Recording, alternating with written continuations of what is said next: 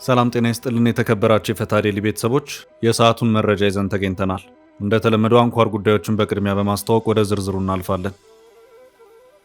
ኢታማዦር ሹሙና መከላከያ ሚኒስትሩ በአፋጣኝ ተጠርተዋል። የጦሩ በጀት ጉዳይ ሊያንቀሳቅስ አልቻለም። ጦር የመላኩም ጉዳይ ጥያቄ ውስጥ ገብቷል። ኑ እስኪ እንነጋገርበት በሚልም በዛሬው ዕለት ንግግሩ ተጀምሯል። ጥንቅራችን ከያዛቸው ዕለታዊ መረጃዎች መካከል ነው። ኤርትራ ከድንበር ጋር በተያያዘ በዛሬው ዕለት አነጋጋሪ ሰነድ ይፋ አድርጋለች። ሰነዱ የኤርትራው ፕሬዝዳንት ኢሳያስ አፈወርቂና የቀድሞ የኢትዮጵያ ጠቅላይ ሚኒስትር መለስ ዜናዊን ፊርማዎች የያዘ ነው። ኤርትራ የድንበር ውሳኔ ይህ ነው ስትል በዛሬው ዕለት ይፋ ያደረገችው የሰነድ መግለጫ በኢትዮጵያ በኩል የኤርትራ ጦር በኃይል የድንበር አካባቢዎችንና የኢትዮጵያ ግዛትን ተቆጣጥረዋል በሚል ተከታታይ ክሶች እየተሰሙ ባሉበት ነው። ጥንቅራችን መረጃውን ያደርሳል። ባለፈው ሳምንት ሐሙስ ዕለት የወጣው ጌታቸው ረዳ በአልጀዚራ ሄድ ቱ ሄድ ፕሮግራም ላይ ያደረጉት ቆይታና አጠቃላይ ፓናል ውይይት አሁንም ድረስ ትንታኔ እየተሰጠበት እዚህና እዛ አቋም አስይዞ እያነጋገረ ያለ ጉዳይ ሆኖ ቀጥሏል። በቃለ መጠይቁ ፓናሊስት የነበሩት አቶ ብስራት ለሜሳ መድረኩ ላይ ተናግሬ ግን ተቆርጦ የወጣ ሀሳብ ነበር ሲሉ ተሰምተዋል። በኢትዮጵያና ኤርትራ አንዣቧል ስለተባለው ጦርነት ያነሷቸው 3 ሀሳቦች ሳይተላለፉ መቅረታቸውን ገልጸዋል። ተቆረጠ የተባለውን ሀሳብ የምንመለከት ይሆናል። ጠቅላይ ሚኒስትር አብይ አህመድ በዛሬው ዕለት ሹመት ሰጥተዋል። ይህንኑ ሹመት በተመለከተ አጠር ያለ መረጃ የምናደርስ ይሆናል። ኢትዮጵያ የአየር ኃይል 90ኛ ዓመት የምስረታ በዓልን በማስመልከት ዓለም አቀፍ የአየር ትርኢት ልታካሄድ ስለመሆኑ አጠር ያለ መረጃ ይዘናል። ግዙፍ የአውሮፕላን አምራች ኤርባስ የዓለምን በረራ ረብሿል። ሊፈጠር የሚችለውን አደጋ ለመከላከል በሚል በሺዎች በሚቆጠሩ የበረራ አገልግሎት ላይ ባሉ የመንገደኞች አውሮፕላኖች ላይ የበረራ አቁሙልኝ ምርመራ ላደርግ ነው ጥሪውን ማስተላለፉ ችግር ፈጥሯል። በረራዎች መስተጓጎል መጀመራቸውን ዘገባዎች እያመለከቱ ነው። ጥንቅራችን ከያዛቸው ዕለታዊ መረጃዎች መካከል ነው። እስከ ፍጻሜ አብራችሁን ቆዩ። የምንለቃቸው ዕለታዊ ትኩስ ዜናዎች እንዲደርሷችሁ ላይክ፣ ሼር፣ ሰብስክራይብ ማድረግ እንዳትረሱ።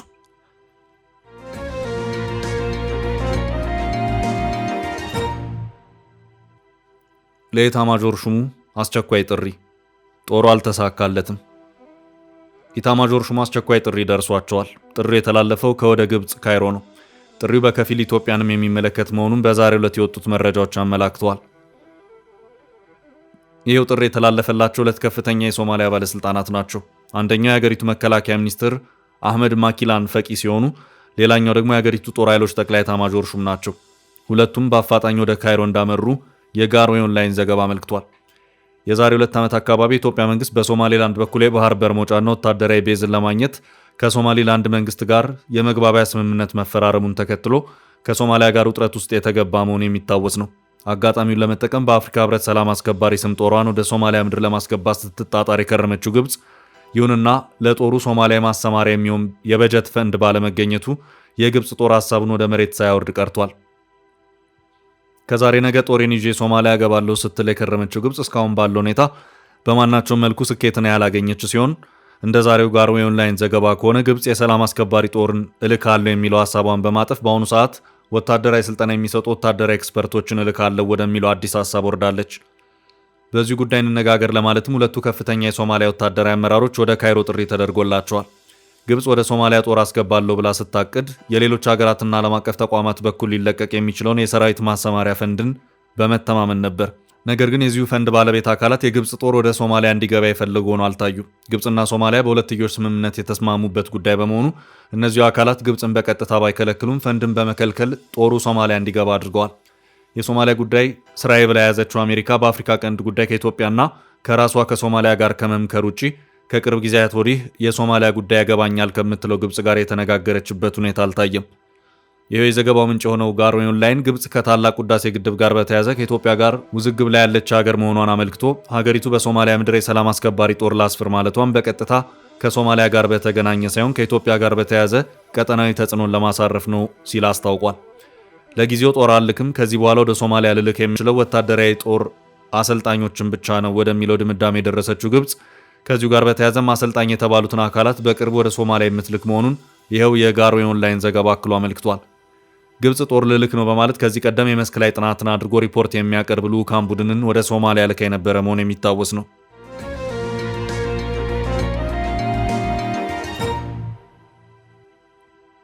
በቀጣይ ርዕሳችን ኤርትራ ይፋ ያደረገችው ሰነድ።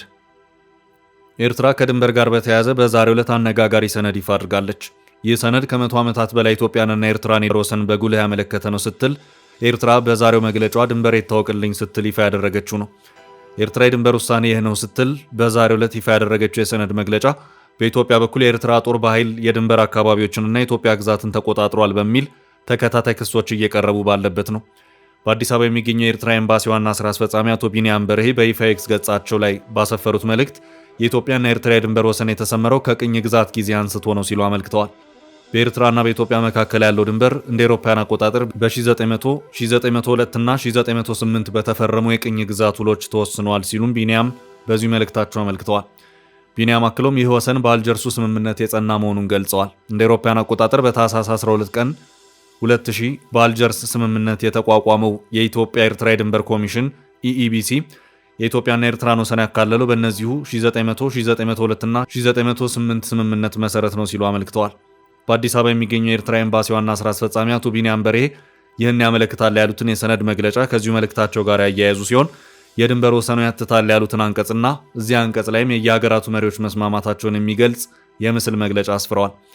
በኤርትራ በኩል የኤርትራው ፕሬዝዳንት ኢሳያስ አፈወርቂ በኢትዮጵያ በኩል የቀድሞ ጠቅላይ ሚኒስትሩ መለስ ዜናዊ ስምና ፊርማ እንዲሁም ይህ ፊርማ ስነ ስርዓት ሲካሄድ የቀድሞ የአልጄሪያ መሪ ምስክርነትን የሚገልጸው ይህ የሰነድ መግለጫ ከዚሁ የዲፕሎማቱ መልእክት ጋር ተያይዟል። በተመሳሳይ ከዚህ ቀደም የኤርትራው ማስታወቂያ ሚኒስቴር የማነ ገብረ መስቀል በኤርትራና ኢትዮጵያ መካከል ያለው ድንበር ፈጽሞ ሊቀየር በማይችል ሁኔታ ለአንዴና ለመጨረሻ ጊዜ ተሰምሯል ሲሉ ማመልከታቸው አይዘነጋም። ኤርትራ ድንበር ይታወቅልኝ ስትል በዛሬው ዕለት ይህን መልእክቷን ያጋራችው ከኢትዮጵያ በኩል በተከታታይ በድንበር ጥሰት ክሶች እየቀረቡባት ባለበት ነው። የኤርትራ መንግስት ጦሩን ከኢትዮጵያ ሉዓላዊ ግዛቶች እንዲያስወጣ ዓለም አቀፉ ማህበረሰብ ጫና እንዲያደርግ አምባሳደር ዲና ሙፍቲ ከዚህ ቀደም ማሳሰባቸው ይታወሳል። በህዝብ ተወካዮች ምክር ቤት የውጭ ጉዳዮች ቋሚ ኮሚቴ አባል የሆኑት አምባሳደር ዲና ሙፍቲ የኤርትራው ፕሬዝዳንት ለኢትዮጵያ መንግስት ተቃዋሚ ታጣቂ ኃይሎች ድጋፍ ከመስጠት እንዲታቀብ ዓለም አቀፉ ማህበረሰብ ግፊት እንዲያደርግም በዚሁ መልእክታቸው መጠየቃቸው አይዘነጋም። አምባሳደሩ ይህን ክስ ያቀረቡት በሆርን ሪቪው ቲንክ ታንክ ባስነበቡት ጽሑፍ ላይ ነው።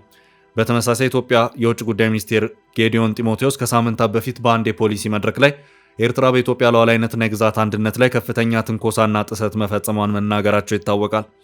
በአሁኑ ወቅት የኤርትራ ወታደሮች በሰሜን ኢትዮጵያ የሚገኙ በርካታ የአካባቢ አስተዳደር ክፍሎችን ተቆጣጥረው ይገኛሉ ያሉት የውጭ ጉዳይ ሚኒስትሩ እነዚህም ቦታዎች ሙሉ በሙሉ በኢትዮጵያ ሉዓላዊ ግዛት ውስጥ የሚወድቁ መሆናቸውን ገልጸዋል። የኢትዮጵያ መንግስት የሁለቱን ሀገራት የወደፊት ዕጣ ፈንታ ለመቀየር ለሚደረግ ንግግር ዝግጁ መሆኑን የገለጹት ዶክተር ጌዲዮን ዓለም አቀፉ ማህበረሰብም በኤርትራ ላይ ተጽዕኖ እንዲያደርግ ጠይቀዋል። የኤርትራ መንግስት በኢትዮጵያ ላይ የሚፈጸመውን ትንኮሳና ጥሰት አቁሞ በቅን ልቦና ውይይት እንዲያደርግ የዓለም አቀፉ ማህበረሰብ ግፊት እንዲያደርግና እንዲያበረታታ ጥሪ እናቀርባለን ብለዋል።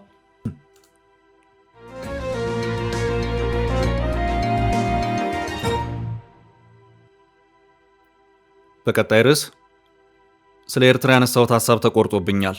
ብስራት ለሜሳ በአነጋጋሪ ጌታቸው ቃለ መጠይቅ ተቆርጦ የወጣ ንግግር አለኝ። ባለፈው ሳምንት ሐሙስ ዕለት የወጣው ጌታቸው ረዳ በአልጀዚራ ሄድ ቱ ሄድ ፕሮግራም ያደረጉት ቆይታና አጠቃላይ የፓናል ውይይት አሁንም ድረስ ትንታኔ እየተሰጠበት እዚህና እዛ አቋም አስይዞ እያነጋገረ ያለ ጉዳይ ሆኗል። በቃለ መጠይቁ አስተያየት የሚሰጡ 3 ፓናሊስቶች መገኘታቸው ይታወሳል። ከእነዚህ መካከል በፖለቲካው ሪሰርቸር የሆኑት ብስራት ለሜሳ አንዱ እንደነበሩ ይታወሳል። ፕሮግራሙ ከተላለፈ በኋላ ዘግየት ብሎ ስለ ጉዳዩ አንድ ሚዲያ ላይ ቀርበው አስተያየት ሰጥተዋል። የፕሮግራሙ ተጋባዦች እንደ አመለካከትና አስተሳሰብ እንዲሁም አቋማቸው ታይተው ለፓናሊስትነት እንደተጠሩ የገለጹት አቶ ብስራት በቅድሚያ አልጀዚራ ፕሮግራሙን ቅርጽ ለማስያዝና የሀገሪቷን ሁኔታ ለመረዳት ለቃለ መጠይቁ ጥያቄዎችን ለማውጣት በአዘጋጆቹ መጠየቃቸውን ገልጸዋል። በኋላ ፓናሊስት ሆነው እንዲገኙ ተጠይቀው መቅረባቸውን ያነሱ ሲሆን ጌታቸው ረዳ ከመንግስት ጋር መስራቱን ተከትሎ በቃለ መጠይቁ የኢትዮጵያን መንግስት የተመለከተ ጉዳይ በስፋት መነሳቱ ስለማይቀር ለመንግስት ስስ ልብ አለው ወይም የመረረ ትችት አይሰነዝርም ተብዬ ነው የተካተትኩት ሲሉ ተናግረዋል። ቃለ መጠይቁን ሚዛናዊ እንዳደርግ ተፈልጎ እንደነበር ነው ያነሱት። ሆኖም ስገኝና በኋላ ቁጭ ብዬ ሳስበው አጀንዳው ወደ አንድ ጥግ ያመዘነ መሆኑን መረዳት ችያለሁ ብለዋል። ለፓናሊስቶቹ የተሰጠው ደቂቃ በጣም ትንሽ ነበር። ሆኖም በዛች ትንሽ ሰዓትም ቢሆን ከተናገርኩት የተቆረጠብኝ አለ ሲሉ ነው የገለጹት። ኢትዮጵያና ኤርትራ ወደ ጦርነት ይገባሉ በሚለው ጉዳይ የሰጠሁት ሀሳብ አልተወደደም መሰለኝ፣ ቆርጠውታል ብለዋል። የኔም እንዲሁም የጋዜጠኛው ማህዲ ጥያቄዎች ጭምር ተቆርጠው ወጥተዋል ነው ያሉት። የተቆረጠብኝ ሀሳብ ያሉትን ያነሱ ሲሆን በቃለ መጠይቁ አብይ ለጦርነት እየተዘጋጀ ነው፣ ሊዘምት ነው የሚል ነገር የተነሳ ሲሆን ለዚህም 3 ነገሮች መልሼ ነበር ብለዋል። ጦርነት ከኢትዮጵያ መንግስት በኩል ይነሳል የሚለው ሐሳብ 3 ነገሮችን ያድበሰበሰ ስለመሆኑ በጊዜው ተናግሬ ነበር ያሉት አቶ ብስራት ለሜሳ በአንደኛ ደረጃ ኢትዮጵያ ለንግድም እና ለባህር ኃይል ዓላማ የባህር አክሰስ ትፈልጋለች። ለዛ ዓላማ ስኬት ከፖርት ሱዳን አንስቶ እስከ ኬንያ ከየትኛው መንግስት ጋር ለመነጋገር ትፈልጋለች። በወደብ ጉዳይ እንደ ትልቅ አገርነቷ ብዙ አማራጭ ትፈልጋለች ብያለሁ። ይሄ ደግሞ በሰላማዊ መንገድ በንግግር መጠየቅ የሚቻል እንጂ የሚያበሳጭ ነገር አለመሆኑን አንስቼ ነበር ብለዋል። በሁለተኛ ሀገሪቷ ያለ አግባብ የተወሰደባት የቀይ ባህር ክልል አለ። በ1993 የተካሄደው የፖለቲካ ሂደት ክፍተት ያለው እንደነበር በጊዜው የህጋዊ ሙሉ መብት የሌለውና በህዝብ ቅቡልነት የሌለው አካል ነው ድንበሩን አንስቶ የሰጠው ስል ተናግሬያለሁ ብለዋል። ይህንን የኢትዮጵያ ህዝብና የኢትዮጵያ መንግስት የሚረዳው ነው። ስለመሆኑ የሚገባንን መልሰን መውሰድ አለብን የሚል ጥያቄ ህዝብም መንግስትም እንዳለው ግን መንግስት እንዋጋ አለማለቱን ቁጭ ብለን እንነጋገር ማለቱን ይሄ ጉዳይ መፍትሄ ካልተሰጠው ቀጠናው አይረጋጋም የሚል አቋም መያዙን ገልጫለሁ ብለዋል።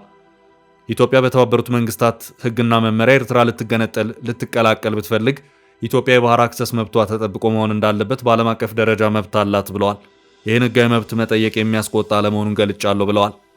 በሶስተኛ ደረጃ ሳይተላለፍ ተቆረጠብኝ ያሉት ሐሳብ ደግሞ ላለፉት 30 ዓመታት የችግር መንስኤ የሆነው የኤርትራ መንግስት መሆኑን መናገራቸውን ገልጸዋል። የኤርትራ መንግስት የኤርትራ ነጻነት ላይ ተመስርቶ ሆኖም ነጻ መንግስትና ተቋም መፍጠር አልቻለም ያሉት ባለሙያው የኤርትራ መንግስት የሚተዳደረው ግጭትን ኤክስፖርት በማድረግ ነው ብለዋል። ዓላማው የኢትዮጵያን ኢኮኖሚና መዋቅር መያዝና ማስተዳደር እንደነበር የ1998 የድንበር ግጭት መንስኤ ስለመሆኑ በፕሮግራሙ ላይ ገልጫለሁ ብለዋል። የኤርትራ መንግስት ካለቀይ ባህር አክሰስም ችግር ፈጣሪ ስለመሆኑ የኢትዮጵያን የባህር በር ለኤርትራ አሳልፎ ከሰጠው መንግስት ጋር ራሱ መዋጋቱን እንደ ማስረጃ ማንሳታቸውን ገልጸዋል። መሬትና ነጻነትን የሰጠው መንግስት ማለትም ኢህአዴግ ራሱ ከኤርትራ ጋር ያለውን ጦርነት ማስቆም አልቻለም ብለዋል።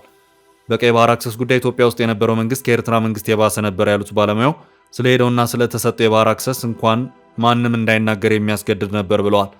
በዚህ መነጽር ከታየ ኢትዮጵያ የባህር በር ያስፈልገኛል ጥያቄ ከኤርትራ ጋር ከሚደረግ ጦርነት ጋር የሚያያዝ ነገር ሲሉ በጊዜው መናገራቸው ሆኖም ሳይተላለፍ መቆረጡን ገልጸዋል። በተጨማሪ አቶ ብስራት ለሜሳ አሁን ባለው መንግስት ባህር በር አክሰስ ጉዳይና ሌሎች ከኤርትራ ጋር በሚያገናኙ ጉዳዮችና ስምምነቶችን ተቋማዊ ለማድረግ ብዙ መሞከሩን እንደሚያውቁ ገልጸዋል። 2018 ጠቅላይ ሚኒስትር አብይ ከኤርትራ ጋር ያደረጉትን ስምምነት ወደ ተቋም ለማድረግ ተሞክሮ እንደነበር፣ ስምምነቱን ወደ ንግድ እንደ ተግባራዊ ሁኔታ እንዲያመራ ኢትዮጵያ ከ2018 ወዲህ በተደጋጋሚ ረቂቅ ሰነዶችን መላኳን አመላክተዋል። ስምምነቱ ወደ ተቋም ደረጃ እንዳይሆን ያደረገው በአስመራ በኩል ያለው መንግስት ለመሆኑ ገልጸዋል። እንዲሁም የኤርትራ መንግስት ኢትዮጵያ ውስጥ ያሉ ኃይሎችን እያስታጠቀ መሆኑ፣ የጦር መሳሪያ ህገወጥ ገንዘብ ዝውውር መንገድ መሆኑ፣ ስለዚህ ኢትዮጵያ ራሷን የመከላከል መብት እንዳላት፣ ጦርነት አሁን ላይ በእጅ አዙር ተከፍቶባት እንዳለ ባስረዳም ያ ፓናሉ ላይ የገለጽኩት ሐሳብ አልተወደደም፣ እንዲቆረጥ ተደርጓል ሲሉ ተናግረዋል። ኢትዮጵያ ከፈለገች ብቻ ጦርነት እንደሚኖር ነው እየተነገረ ያለው ሲሉ የገለጹት አቶ ብስራት ከኤርትራ በኩል ያለው መነሳሳትና የእጅ አዙር ማስታጠቁ እንደ ችግር መልስ እንደሚሰጠው አይጠበቅም ሲሉም ተናግረዋል።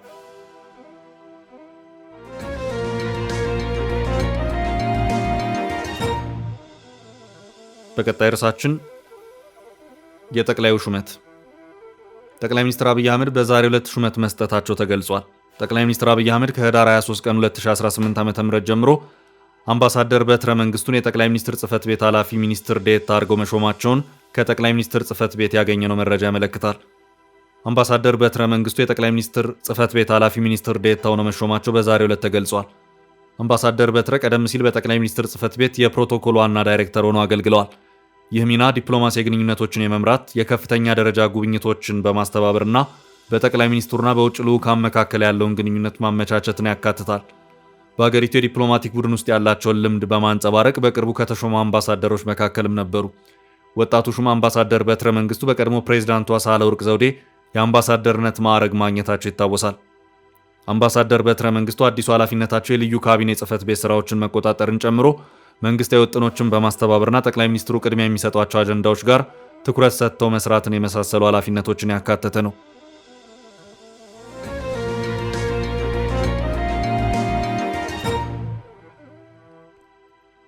በቀጣይ ርዕስ ኢትዮጵያ ዓለም አቀፍ የአየር ትርኢት ልታካሄድ ነው። ኢትዮጵያ የአየር ኃይል 9ኛ ዓመት የምስረታ በዓልን በማስመልከት ዓለም አቀፍ የአየር ትርኢት ልታካሄድ መሆኑ ተገለጸ። የአየር ኃይል ዋና አዛዥ ሌተናል ጀነራል ይልማ መርዳሳ በቅርቡ በዓለም ደረጃ ተወዳዳሪ የሆነ የአየር ትርኢት እናካሄዳለን ሲሉ ተናግረዋል።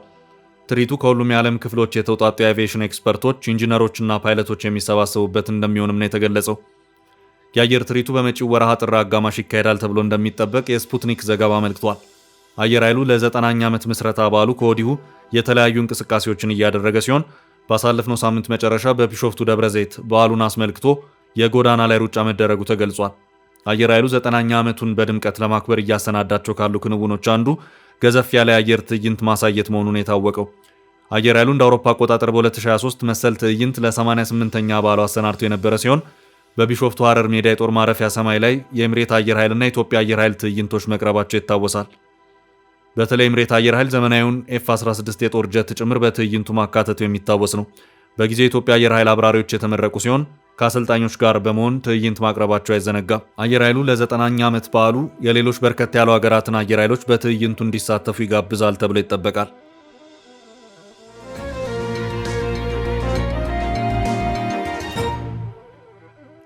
በመጨረሻ ርዕስ በረራዎች ችግር ላይ ወደቁ።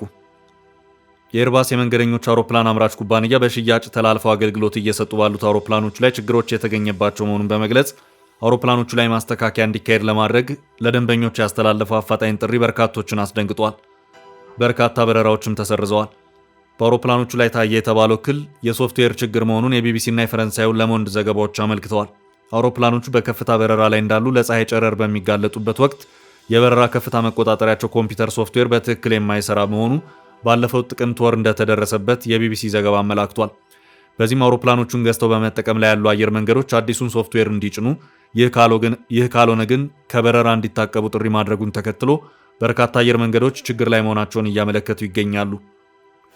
አልኒፖን ኤርላይንስ፣ ኤር ኒውዚላንድ እንዲሁም የአሜሪካኖቹ አሜሪካን ኤርላይንስ፣ ዴልታ ኤርላይንስ እና ዩናይትድ ኤርላይንስ ሳይቀሩ በኤርባስ አማካይነት እየሰጡ የነበረውን የበረራ አገልግሎት ማቆም ግድ ያላቸው መሆኑን ይኸው የቢቢሲ ዘገባ አክሎ አመልክቷል። አሁን ዘግየት ብለው እየወጡ ያሉ ዘገባዎች በአንዳንዶቹ አውሮፕላኖች ላይ ሶፍትዌር ማስተካከያ ስራው በመጠናቀቁ ለበረራ ብቁ ናቸውም ተብሏል። ሌሎቹን በተመለከተ ግን የሶፍትዌር ማስተካከያ ስራው በሚገባ እስኪጠናቀቅ ድረስ የኤርባስ አውሮፕላን ተጠቃሚ ደንበኞች ችግር ላይ ሊወድቁ ይችላሉ የሚሉ ቅሬታዎችም በስፋት እየተሰሙ ይገኛሉ። የአሜሪካ ታንክስጊቪንግ ወይም የምስጋና ቀን በዓል በሚካሄድበትና የፈረንጆቹም የገና በዓል በተቃረበበት ሁኔታ በኤርባስ በኩል ለአየር መንገዶች እንደዚህ አይነት የበረራ አቁሙ ጥሪ መተላለፉ በርካቶችን አስደንግጧል። ይኸው የሶፍትዌር ማሻሻያ ወይም ሶፍትዌር አፕዴት ያስፈልጋቸዋል የተባሉት 6000 የሚሆኑ የኤርባስ የመንገደኞች አውሮፕላኖች ናቸው። ይህም በአሁኑ ሰዓት በረራ ስራ ላይ ካሉት የኤርባስ አውሮፕላኖች ውስጥ ግማሽ ያሉ እንደሆኑም የዘገባው ምንጭ የሆነው ቢቢሲ በዛሬው ዕለት አመላክቷል። ውድ ቤተሰቦቻችን ለዛሬ ያዝንላችሁን ርዕሰ ጉዳዮች እዚህ ላይ ቋጨን። ላይክ፣ ሼር እና ኮሜንት በማድረግ ለቻናላችን ድጋፋችሁን መግለጽ እንዳትዘነጉ እያልን ከሌሎች መረጃዎች ጋር ደግመን እስክንገናኝ ቸር ያሰማን ስንል ተሰናበትን።